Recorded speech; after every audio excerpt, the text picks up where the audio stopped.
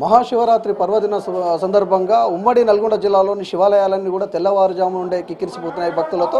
తెల్లవారుజాము నుండి భక్తులంతా కూడా భక్తి శ్రద్ధలతో స్వామివారిని దర్శనం చేసుకుంటున్నారు. ఉమ్మడి నల్గొండ జిల్లాలోని యాదగిరిగుట్ట, చెరువుగట్టు, అదేవిధంగా తవ్వకాల్లో బయటపడ్డ రాచకొండలో తవ్వకాల్లో బయటపడ్డ శివలింగంతో పాటు పచ్చల సోమేశ్వరాలయం, ఛాయ సోమేశ్వరాలయం, ఇక పిల్లల మరితో పాటు అటు సూర్యాపేట జిల్లాలోని పెద్ద ఎత్తున శివాలయాల్లో భక్తులందరూ కూడా తెల్లవారుజామునే వచ్చి స్వామివారికి ప్రత్యేక పూజలు చేస్తున్నారు. ఈ శివరాత్రి సందర్భంగా స్వామివారికి ఒక్క పొద్దుతో పాటు ప్రత్యేక పూజలు చేస్తే చేసిన పాపాలు తొలగిపోవడంతో పాటు వారికి మంచి జరుగుతుందని భక్తుల్లో ప్రగాఢ నమ్మకం. దానిలో భాగంగా పెద్ద ఎత్తున ఈరోజు భక్తులు లక్షలాది మందిగా వస్తూ ఉంటారు. వాళ్ళకు వచ్చే భక్తులకు ఎలాంటి ఇబ్బంది కాకుండా కనీస సౌకర్యాలు కల్పిస్తున్నారు పాలక మండలి అధికారులందరూ కూడా. ప్రస్తుతం మనము ఛాయ సోమేశ్వర ఆలయంలో ఉన్నాం. చరిత్ర గల ఈ టెంపుల్కు సంబంధించి లక్షలాది మంది భక్తులు ఇక్కడ స్వామివారిని దర్శనం చేసుకుంటారు. దానికి సంబంధించి ఏర్పాట్లు ఎట్లా ఉన్నాయి, మనతో పాటు మాట్లాడేందుకు ఆలయ అర్చకులు ఉన్నారు.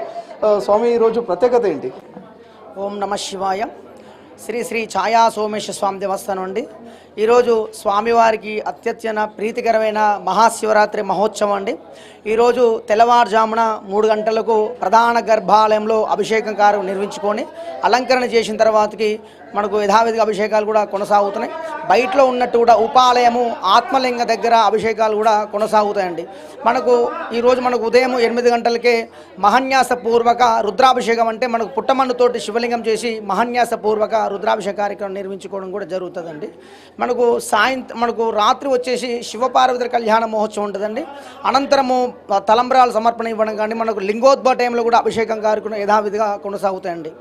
దాదాపు ఎంతమంది వచ్చే అవకాశం ఉంది? వాళ్ళకి ఏర్పాట్లు ఎట్లా ఉన్నాయి? మనకు పోయిన ఈ 2024లో మనకు చూసినట్టయితే మనకు ఒక 2 లక్షల నుంచి 3 లక్షల మంది అధిక సంఖ్యలో భక్తులు రావడం జరిగినది.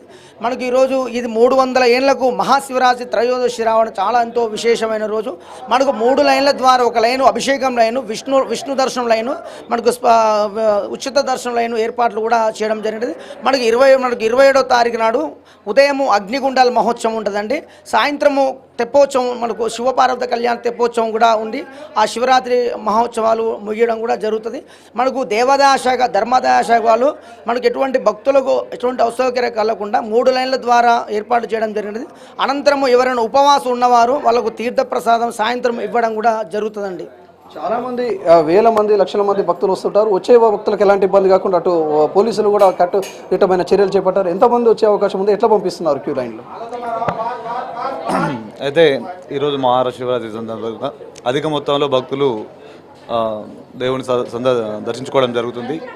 ఈ విధంగా ఎలాంటి అవాంఛనీయ జరగకుండా, ఎలాంటి ఇబ్బందులు జరగకుండా అధిక మొత్తంలో భక్తులు వస్తున్నారు కాబట్టి ఒక క్రమ పద్ధతిలో దర్శించుకునే విధంగా మేము చర్యలు తీసుకోవడం జరిగింది. ఎవరెవరిని లోపలికి అనుమతిస్తున్నారు? పార్కింగ్కు సంబంధించి వాహనాలు లోపలికి వస్తున్నాయి, లేకపోతే బయటనే పార్కింగ్ ఏర్పాటు చేస్తారు? మేము ఎవరిని కూడా అనుమతించడం లేకపోతే, కాకపోతే వివిఐపీలు, మరి కలెక్టర్ కావచ్చు, మరి ఎస్పీ గారు కావచ్చు, మినిస్టర్ గారు, అలాంటి వెహికల్ ఏమైనా వివిఐపీ మాత్రం లోపలికి అనుమతించడం జరుగుతుంది. మిగతా ఎవరికి ఎలాంటి ఇబ్బంది కలగకుండా వెహికల్ అన్ని ఒక పార్కింగ్లోనే ఉంచే విధంగా చూసుకుంటున్నాం. చూడొచ్చు, దాదాపు లక్షల మంది భక్తులు రానున్న నేపథ్యంలో శివరాత్రికి సంబంధించి జాగారం చేస్తూ కూడా ఉంటారు. దాంతో భాగంగా వీళ్ళందరూ కూడా సాయంకాలం ఇక్కడే భక్తులంతా కూడా కుటుంబ సమేతంగా ఇక్కడ ఉంటారు. అందుకు ఎలాంటి ఇబ్బంది కాకుండా వివిధ సాంస్కృతిక కార్యక్రమాలు, అదేవిధంగా దేవుడికి సంబంధించిన వివిధ నృత్యాలు అన్నీ కూడా ఇక్కడ ఏర్పాటు చేశారు. మరోవైపు ఎలాంటి ఇబ్బంది కాకుండా అటు వచ్చే భక్తులను కూడా స్వామివారి దర్శనం చేసుకొని వెంటనే వెళ్లే విధంగా 3 లైన్లను ఏర్పాటు చేశారు.